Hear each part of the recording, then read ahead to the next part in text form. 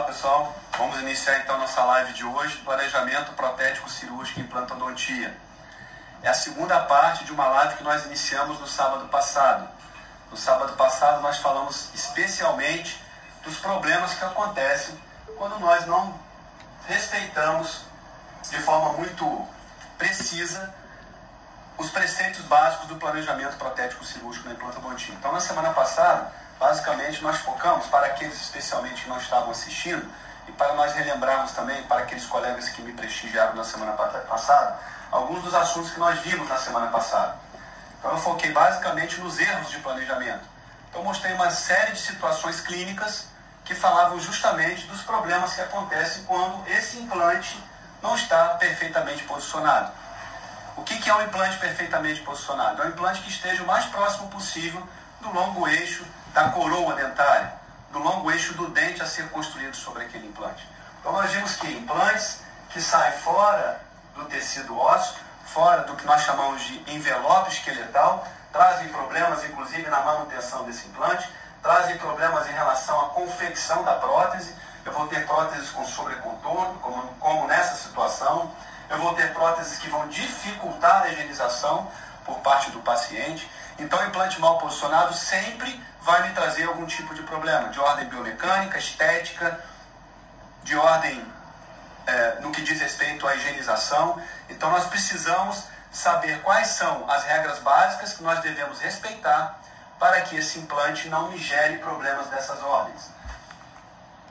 Situações nas quais eu tenho implantes unidos a dente, que é um erro crasso em relação ao planejamento, não respeitando alguns princípios de biomecânica, próteses mal adaptadas, aqui eu falo de um problema de erro de planejamento protético, implantes mal posicionados, inclinados, o que deveria ser o posicionamento correto desse implante, o que não foi respeitado. Então todos esses problemas que ocorrem em função do mau posicionamento do implante é o que nós devemos evitar no nosso dia a dia.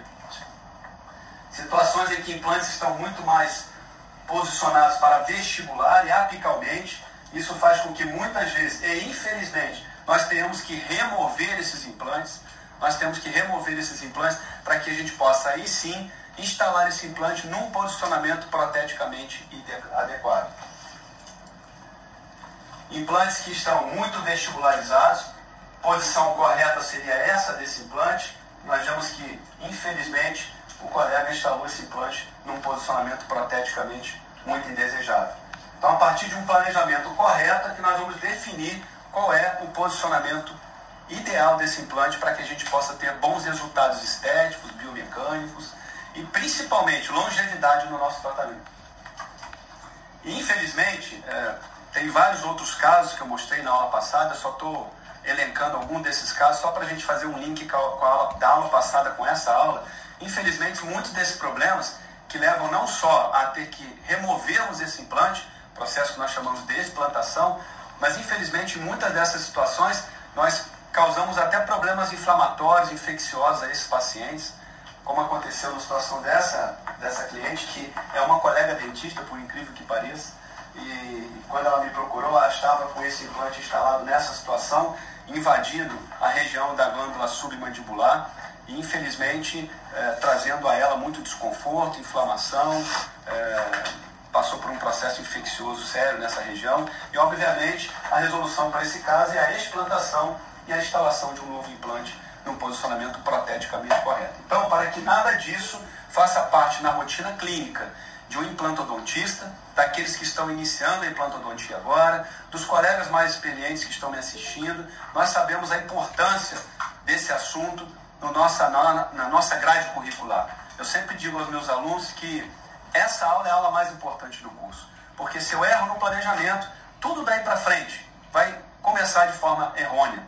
Tudo daí para frente, independentemente do sistema de implante que eu venha trabalhar, independentemente do tipo de interface protética, independentemente do tipo de prótese, se cimentada, se parafusada, se unitária, se múltipla, se parcial, se total, se eu erro no planejamento, tudo daí para frente vai ter um resultado possivelmente incorreto no que diz respeito ao que nós almejamos em termos de estética, de função e de longevidade das nossas próteses. Então, se eu erro no planejamento, palavras como essas aqui provavelmente farão parte do nosso dia a dia, do dia a dia de um consultório que usa os implantes como forma de reabilitação protética daquelas próteses que são implantes suportáveis. Então, para que nada disso aqui aconteça no dia a dia de vocês, a partir de agora, nós definiremos um protocolo de trabalho, que é um protocolo extremamente simples, prático, previsível, para que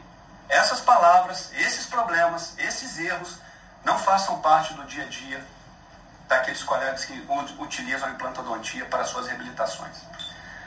Então, os principais objetivos que eu tenho hoje nessa aula a passar a vocês são os seguintes. Eu preciso que vocês saibam avaliar adequadamente os espaços protéticos para a instalação dos implantes osso-integráveis, avaliar espaços no sentido vestíbulo palatino, no sentido mesodistal, no sentido ápico cervical, enfim, todas as situações que envolvem aquele espaço protético. Eu preciso saber avaliar isso para saber se naquela região eu posso instalar 1, 2, 3 implantes, enfim, qual o diâmetro desses implantes, qual é o comprimento, que diz respeito, inclusive, à avaliação da estrutura óssea, que é uma próxima etapa que nós veremos. Segundo objetivo, orientar o enceramento diagnóstico e a confecção dos guias tomográficos e cirúrgicos. Hoje nós veremos claramente como nós podemos fazer isso de uma forma muito prática, muito tranquila. Nesse momento eu vou focar a parte analógica. Posteriormente, e num próximo encontro nosso, nós falaremos também da parte de planejamento virtual e também de cirurgia guiada de precisão. Mas nós podemos fazer uma implantodontia muito segura no que diz respeito ao planejamento protético cirúrgico, utilizando-se ferramentas do nosso dia a dia, ferramentas analógicas que vão nos permitir orientar o enceramento diagnóstico e a confecção dos guias tomográficos e cirúrgicos, que são extremamente importantes para que a gente possa alcançar esse excelente posicionamento dos nossos implantes. Nós veremos como nós conduzimos isso na prática, no nosso dia a dia, no meu consultório, na orientação aos alunos da nossa especialização. Correlacionar a posição ideal das coroas protéticas com o remanescente ósseo, porque a partir daí é que eu vou definir qual é o posicionamento ideal desse implante.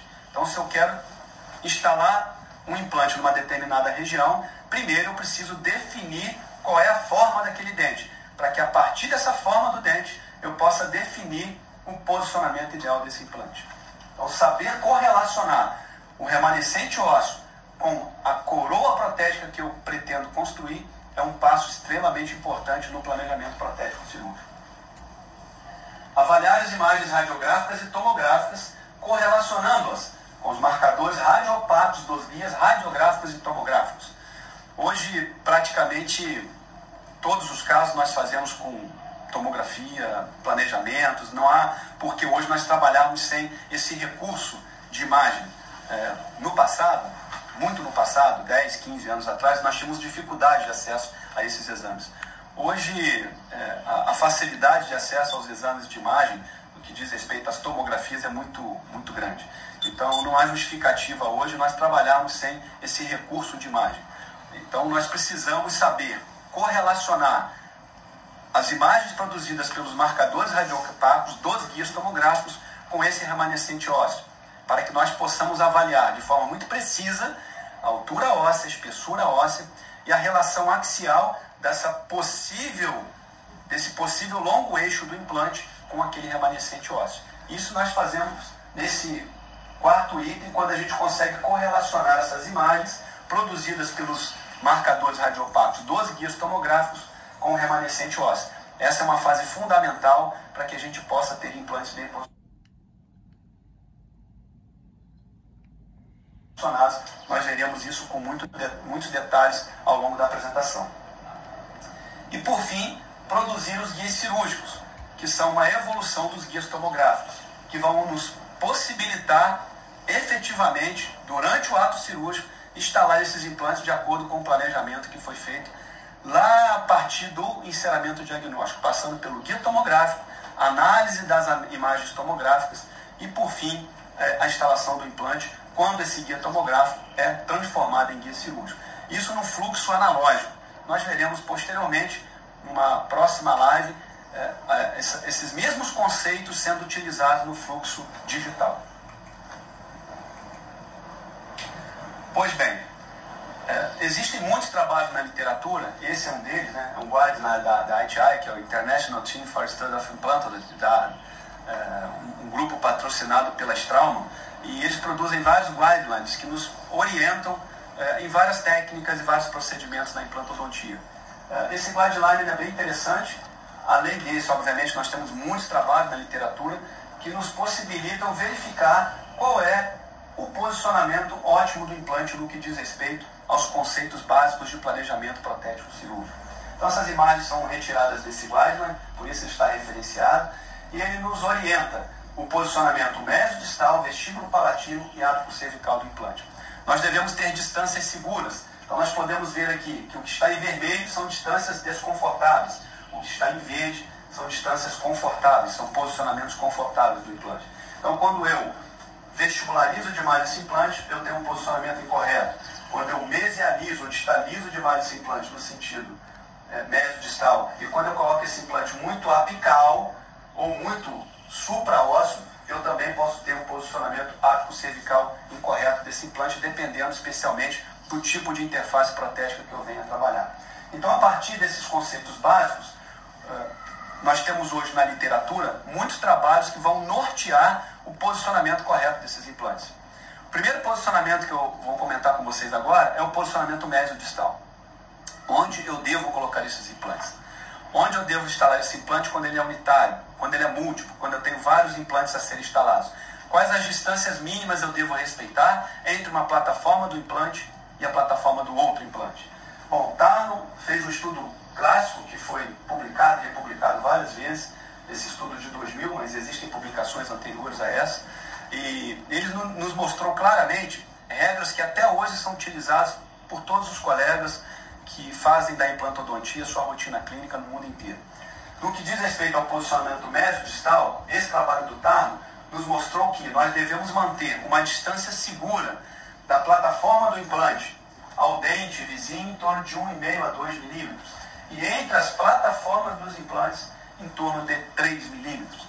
Isso tem um porquê que nós vamos ver à frente. Então, no que diz respeito a planejamento no sentido mesodistal, quando eu estou diante de uma situação de implante com dente, eu devo manter uma distância segura em torno de 2 milímetros.